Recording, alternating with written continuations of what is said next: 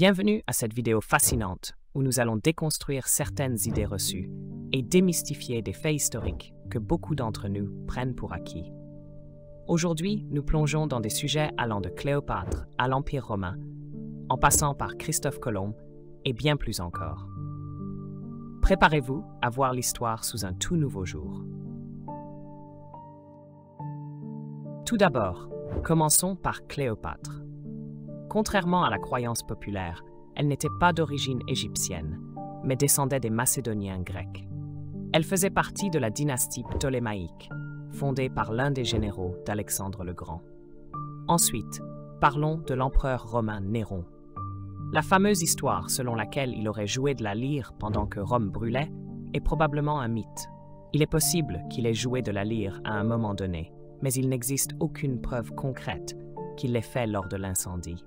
Ce récit semble avoir été inventé par des historiens ultérieurs pour accentuer son prétendu laxisme et ses mauvais choix en tant que dirigeant.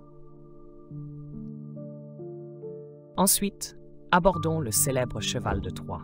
Vous serez peut-être surpris d'apprendre qu'il ne s'agissait pas d'un véritable objet, mais plutôt d'un élément mythologique destiné à glorifier la victoire grecque sur Troie. Aucun vestige archéologique n'atteste de son existence réelle. De même, Christophe Colomb n'a pas découvert l'Amérique en 1492. Bien avant son arrivée, de nombreuses civilisations indigènes, telles que les Aztèques, les Mayas, les Incas et plusieurs tribus d'Amérique du Nord et du Sud vivaient sur ces continents depuis des milliers d'années. De plus, des explorateurs vikings, dirigés par Leif Erikson, avaient établi une colonie appelée Vinland, dans l'actuelle Terre-Neuve au Canada, autour de l'an 1000, près de 500 ans avant Colomb. Les idées reçues sur le Moyen Âge nous induisent également en erreur. Contrairement à l'image d'une période de stagnation intellectuelle, c'était une époque riche en progrès, notamment avec la création des premières universités en Europe, comme celles de Bologne, Paris et Oxford. De plus, de grandes avancées dans les domaines de la médecine et des mathématiques ont été réalisées, notamment dans le monde musulman et en Inde. Maintenant, passons à une légende bien connue, celle de Newton et la pomme.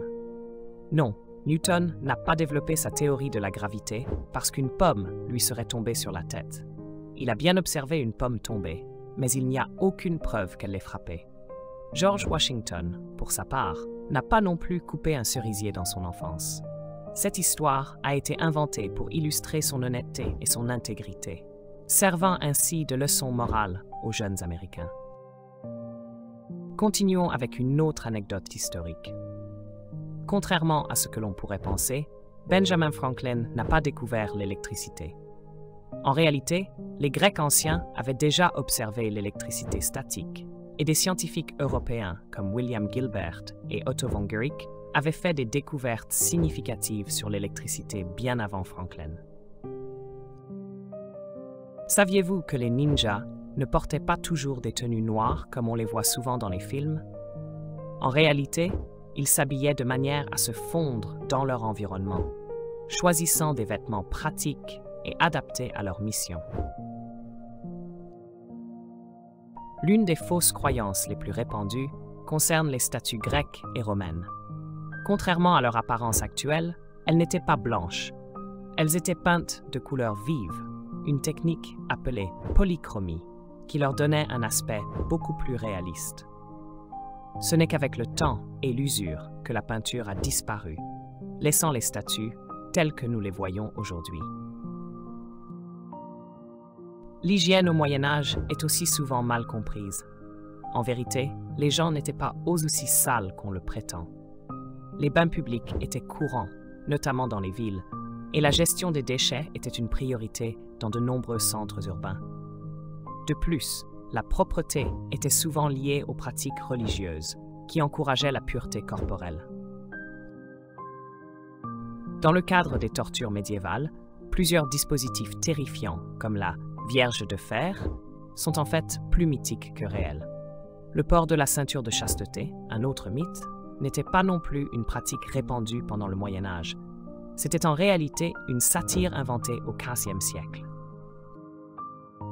En ce qui concerne la guerre de 100 ans, malgré son nom, elle a duré 116 ans, de 1337 à 1453. Enfin, l'idée que la peste noire a été transmise directement par les rats est partiellement incorrecte. Ce sont en fait les puces vivant sur les rats qui ont transmis la bactérie aux humains. Nous terminons avec une idée fausse sur la chute du mur de Berlin. Bien que cet événement ait marqué un tournant dans l'histoire, il n'a pas entraîné la réunification immédiate de l'Allemagne.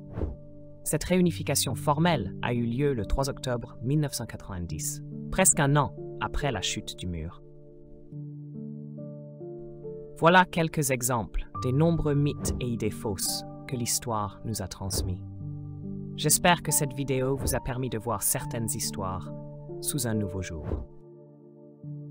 Si vous avez apprécié cette vidéo et que vous souhaitez en voir d'autres, n'oubliez pas de laisser un like, de partager avec vos amis et surtout, abonnez-vous à la chaîne pour ne pas manquer les prochaines vidéos.